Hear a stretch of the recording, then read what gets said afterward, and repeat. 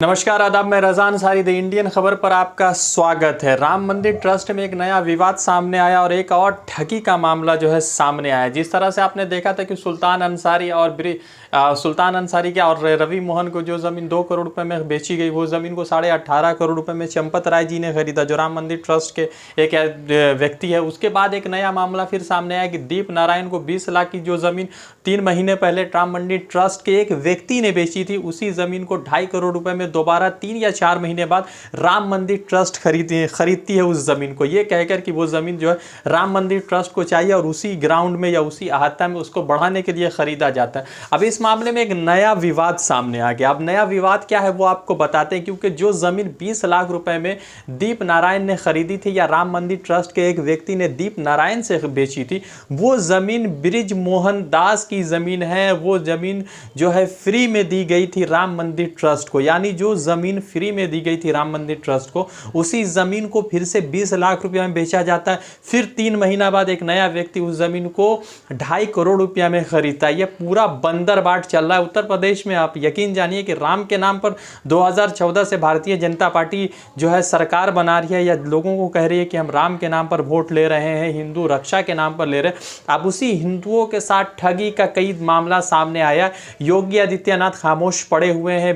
उसके बाद जो है गिरिराज सिंह, इतने बड़े हिंदुओं के संरक्षक, वो खामोश पड़े हुए। साक्षी महाराज जी मुकम्मल तौर पे खामोश पड़े हुए। अब आपको बताते कि ये जो नया लेटेस्ट मामला है उसमें क्या डेवलपमेंट है और क्या बात है वो पूरा समझिएगा। एक व्यक्ति है जो चबुर्जी मंदिर, जो अयोध्या में अस्तित्व एक मंदिर है, उनके एक महंत है, नाम है उस महंत का ब्रिज मोहन दास जी। ब्रिज मोहन दास से फरवरी में एक जो है ज़मीन ली गई थी। एडीएम ने ये कहा था, जो अयोध्या के एडीएम, उसने ये कहा था कि ये ज़मीन राम मंदिर ट्रस्ट को चाहिए, क्योंकि ये ज़मीन से कुछ राम मंदिर ट्रस्ट में जुड़ने से राम मंदिर ट्रस्ट का इलाका बड़ा हो जाएगा, उसमें कुछ चीज़ें बनाई जाएगी। तो उस वक्त ये ज़मीन फ्री में ब्रिज मोहन दास से ली गई थी। उसके बाद इस जमीन को फरवरी में 20 लाख रुपए में दीप नारायण, जो ऋषिकेश उपाध्याय, जो अयोध्या के मेयर है, उनके भतीजे के हाथ से 20 लाख रुपए में बेच दी जाती है।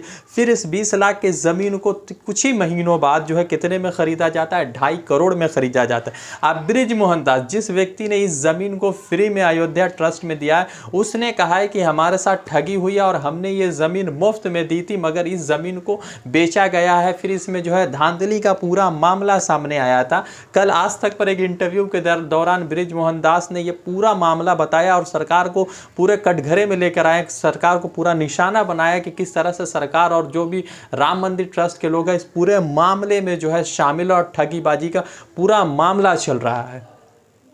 सबसे पहले तो मैं आपको बता दूं कि ये जो 135 नंबर ज़मीन की चर्चा चल रही है, ये ज़मीन मेरी है। इस ज़मीन पे मेरा शुरू से मेरे गुरुजी का कब्जा दखल सब चला रहा। इस पे मेरी खेती होती थी। लगभग 2-2.5 महीना पहले एडीएम प्रशासन संतोष कुमार जी आए। उन्होंने बताया ये नजूल की ज़मीन है और इसको ट्रस्ट को चाहिए, तो महाराज इस ज़मीन को आप खाली कर दीजिए। और उनके इस कहने पर मैंने तब ये ज़मीन खाली की थी।